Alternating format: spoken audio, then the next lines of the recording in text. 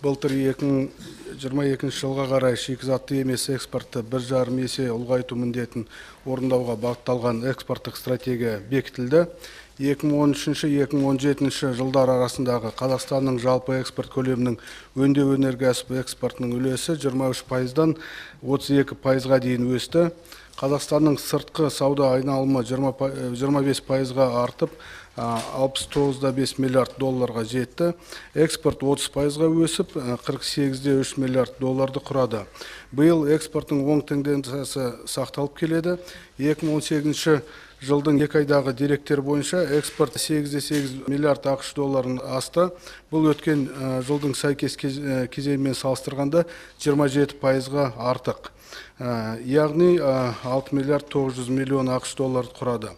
Өңделген тауарлар экспортының географиясына 122 ел кіреді. Негізгі тауарлар өткізу нарығы ол Қытай Халық Республикасы 23%, және Евроодақ елдері 22%, Ресей 18%, жалпы Евразия экономикалық одақты алғанда ол 20,8% құрайды.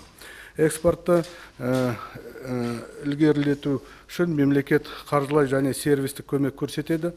2013-2017 жылдары экспорттаушыларды қаржылық сақтандыруға 112 миллиард теңгеден астам сомаға қолдау көрсетілді. Олар сондай-ақ экспорттық саудалық қаржыландыруға 14,7 миллиард теңге және экспорт алдыңғы қаржыландыруға 5 миллиард теңге көлемінде қолдау алды. Жыл сайын 40-тан астам экспорттаушы қаржылай қолдауға ие болады. Экспорттаушыларға сервистік қолдау көрсету аясында 2017 жылдары 2 миллиард ақш доллардан астам сомаға 1800 өңдеуші экспорттық келісім шарт жасасты. 204 экспорттаушының 1,6 миллиард теңге көлемінде шығыны өтелді. Жыл сайын 400-ден астам экспорттаушы сервистік қолдау алады. Шикізат емес экспорттың үлесі ұлғайту мақсатында қолданыстағы кәсіпорындарды жаңғырту мен экспортқа бағытталған жаңа өндірістерді іске қосу есебімен мүдделі құрылымдармен бірге нақты жұмыстар жүргізілуде. Өздеріңізде білгенде 2017 жылы сыртқы нарыққа жаңа өнім шығарылды. Сыртқы нарықта 7-8 жаңа өнім шығару бойынша 2015 жылдан бері тұрақты тенденция сақталып келеді. Құрметті Бақытжан Әбдірұлы, экспортты қолдау жүйесін одан әрі жетілдіру мақсатында министрлік экспорттық стратегиясының негізгі міндеттерін шешуге күш салады. Бұл экспорттаушыларды қолдауға, экспортты дамытуға, кедергілерді жоюға, қаржылық және қаржылық емес қолдау шараларын қамтамасыз етуге арналған институционалдық негіздері нығайту, сондай-ақ қызметтер экспортының дамуына жағдай жасау.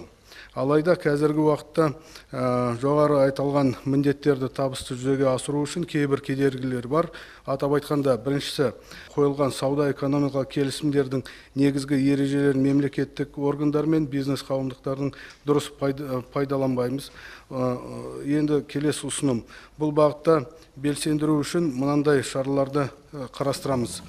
Жобалық офис аясында тұрақты негізде экспорттық стратегияда айқындаған экспортқа қызығушыларға басым елдермен екі жақты сауда келісімдерін қазіргі жағдайда бағалау жүргізу. Екі ел үкіметаралық комиссияларының отырыстарында күн тәртібінде мәселелерінің міндетті түрде енгізу арқылы осы елдер бойынша жол карталарын әзірлеу. Екінші мәселе, ол шет елдерде біздің экспортты промоутерлық қолдау жүйесі дамымаған және соның салдарының жаңа нарықтағы кіруге институционалдық қолдау әлсіз. Бүгінгі күні дамыған елдердің көбі сауда өкілдік желілерін ашқан. Мысалы, Оңтүстік Корея, Австралия, Ресей, басқа да елдер. Қабылдаған экспорттық стратегия аясында шетелдерде өкілдіктер ашу жұмыстарын жалғастыру қажет. Біріншіден, экспорттық қызығушылық жоғары басым елдерінде ол Ресей, Қытай, Беларусь, Үндістан, Иран, Қырғызстан, Түркия, Өзбекстан, Украина, осы елдерде. Сонымен бірге шетелдерде жаңа экспорттық инфрақұрылымды қолдау құралдарын қола алу қажет. Үшінші мәселе экспорт саясатын қалыптастыру мен бірыңғай үйлестіру іске асыру үшін институционалдық тәсілдерді күшейту керек.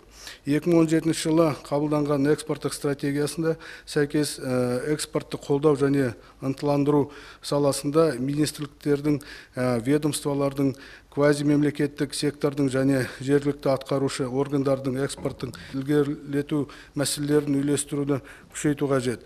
Бұл жұмысты жаңадан құрылатын экспорттық саясат және ведомстволық комиссияның жұмыс аясында атқару және нәтижелерін экспорттық кеңесінің отырысына шығаруды ұсынамыз.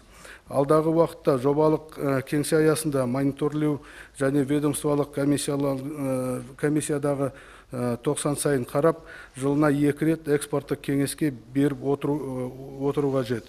Бұл барлық процесске қатысушылардың экспорт ілгерілету барысын қадағалап отыруға мүмкіндік береді. Төртінші мәселе ол Қазақстанның әлемдік нарықтағы позициясын төмендігі және елдің беделі мен бәсекелестік басылымдығын көрсететін мықты ұлттық брендтердің жоқтығы. Ұлт жоспары 5 институционалдық реформаларды жүзеге асырудың 100 нақты қадамы бағдарламасының 56-шы қадамның орындау аясында Қазақстанның экспорттық брендтерін қалыптастыру және іске асыру қарастырылған. Қазақстандық бизнестің бренд тауарларын шығаруын ынталандыру үшін салықтық, субсидиялық, фискалды ынталандыру және қаржылық сервистік мемлекеттік қолдау көрсету ұсынылады. Бұл бәсекеге қабілетті отандық тауарлардың қазақстандық брендке айналуына мүмкіндік береді. Алдын ала бағалау бойынша тамақ, химия өнеркәсібі, машина жасау, металл өңдеу және тағы да басқа туралы айтуға болады. Құрметті Бақытжан Әбдірұлы, экспортты қолдау мен дамыту үйлестіру тұрғысының институционалдық негізді нығайту жөніндегі ұсыныстық бөлек атап өту қажет. Біз халықаралық тәжірибені зерттедік. Олардың қатарына Жапония, Австрия, Ресей, Беларусия және де басқа да елдер бар. Көптеген дамыған елдерде үйлестіру, бақылау және бақылаудың мемлекеттік функциялары бір уәкілетті мемлекеттік органда шоғырланған. Сондай-ақ онда экспортты игерілету және мемлекет тарапының мақсаты түрде қолдау көрсету әдістемесін әзірлеу, сыртқы сауданы реттеу қызметтері бар. Экспортты дамытуды үйлестіру, мониторингілеу және бақылау функциялары бір жерде шоғырланған мемлекеттік басқару моделі әлемдік тәжірибедегі ең табысты әдіс. Бұл мәселені толық зерттеу үшін премьер-министрдің бірінші орынбасарының төрағалықпен жұмыс комиссиясын құру қажет деп санаймыз. Содан кейін бір ай мерзімде экспортты ілгерілету функцияларды қайта бөлу, заңнамаларға тиісті түзетулер енгізу сияқты нақты жоспарды сізге ұсынамыз. Бұл шикізатты емес экспорттың үлесі ұлғайтуға мүмкіндік береді. Еліміздің барлық өңірлерде белсенді түрде атсалысатын болса, экспортымыз серпінді дамып игерілетін болады. Осыған байланысты біз мыналарды ұсынамыз.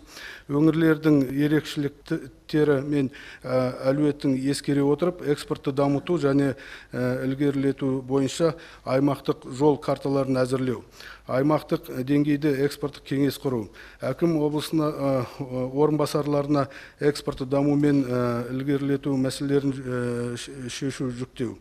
Бүгінгі күні экспорттық стратегияның міндеттерін орындау үшін экспортты дамыту және ілгерілетін қоса алғанда сыртқы сауда қызметін бір органда үйлестіру, сондай-ақ экспортты ілгерілету мен дамытуға мониторингілеу және бақылау, экспортты дамытып және қазақстандық брендті қалыптастыру үшін қаржылай қолдауды шоғырландыру шараларын іске асыру қажет.